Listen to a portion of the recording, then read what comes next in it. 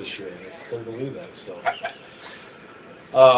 So, look, Wheels wasn't as sharp as we've seen him, but he was fine. This is a tough day to pitch. With this club we have in the field, on a day like this, you got to score more than 4 runs. You just do. And we've been leaning hard on the prime guys who've been using out of the pen. And, our offense gets us a lead, and we'll try and take care of it. Otherwise, we're going to give people opportunities. Martinez pitched great 3 days ago. Couldn't finish it off today. O'Rourke did his job and got us out of the 1 inning. And so it's just, it's just a series. You got to put it behind you as quick as you can and get ready for Pawtucket. We're loaded for bear in the bullpen. We've given guys rest. They're playing real well. They pitch it extremely well. So, we got our work cut out for us with these guys coming in. But the last 2 nights, we played well. We didn't score, but we had plenty of chances. And today was a little different thing. We get plenty of hits, 8 hits, 5 walks, 13 base runners, but we didn't piece them together. And the whole series could probably be summed up in looking for a big hit at some point. But we didn't get it, and that's that. A bump in the road, yeah. You put yourself in position, hopefully, to play when you're playing well to get through this stuff. So someone told me the Nationals lost 7 in a row. They're pretty good. So anyway, we move on to Pawtucket. Some would say that swinging at the first pitch after a walk isn't necessarily a good idea. Some wouldn't. Some would think it is okay because he's got to come with a strike. So I don't know when you have a chance, look. You mean Miggy? Yeah. No. I understand the theory. There's 2 theories. You can also realize the guy's got to throw a strike, and if it's what you're exactly, and you'd like to see that hitter get a cookie and square it up and tie the game. If it's somebody who cannot tie the game up, I would be more inclined to agree with that. If it's a guy that doesn't hit home runs and stuff, that's different. Kevin, I always laugh at the numbers guys now, right? You're down a couple of runs, we'll take a strike. Everybody's going to take a strike. Well, the number guy, do you know what your average goes to if you're 0-1 in an at-bat? So you can play this on both sides, but no matter who's hitting in that situation, Vargy, guys that can leave the ballpark. If Jimmy's coming up, he knows his game. But we needed maybe to get a pitch to hit. He thought that was the one, so I had no trouble with that. Given who he is, and he needs to get himself going too. So you trust him, and he's a little rusty, and that's okay. But, anxious too? Well, I'm sure he is. He's dying to get himself going and get himself back to Minnesota. But he's shown great patience. I've seen at the plate, especially later before he got hurt in the big leagues. And last year he was phenomenal. So I can't imagine me giving that hitter a take sign in that situation. If the kid throws 8 straight balls, maybe that's a little different too. But we did get a double, then a walk, and there was plenty of other opportunities to break this thing down and figure out what went wrong and that bad to be kept. So.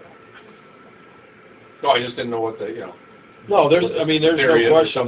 Back in the day, it goes round and round, but even leading off the inning down 2, take a strike. Well, if you got a strike thrower on the mound, then he's got you 0-1, and your average goes from. So it's a great debate, but Sano could take a shot at winning the game or tying the game up right there anytime he wants, as far as I'm concerned. So we needed something big to happen, and a patient out probably wasn't going to get it done. So. Was that the right call or wrong today on that hit and run earlier in the game? Was that the call you wanted, or those guys? You mean coverage wise? Yeah. I was normally, depending on the hitter, if the guy if he's throwing a breaking ball in that pitch,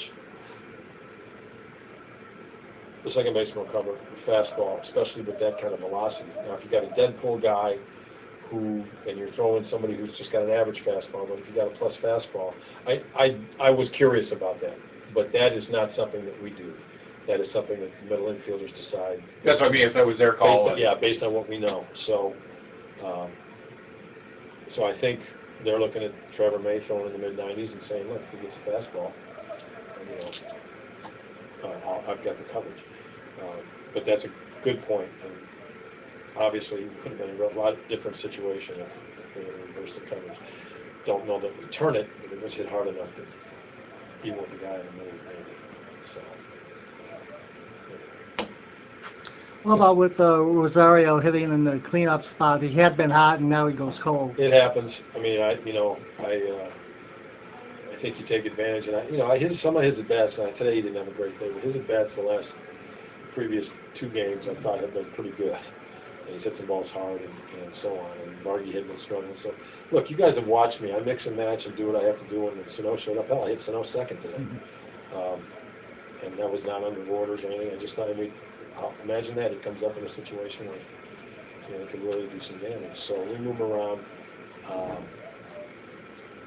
People, I think, right, make more of that than they should sometimes.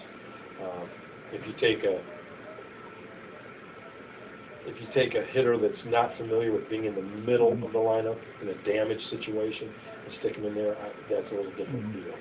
Or he's been down in the order patient and doing his thing. But all those guys, the 3 guys we've got, 2, 3, 4, 5, really, right now have all done, that kind of damage. And the school of thought too now is your best hitter in the 2-hole, your power guy in the 5-hole, who goes in the 3-hole? I mean, there's all sorts of, for instance, and I know this, like Scranton hits Judge second, and you can talk about all these things. I mean, I take issue with a lot of stuff, but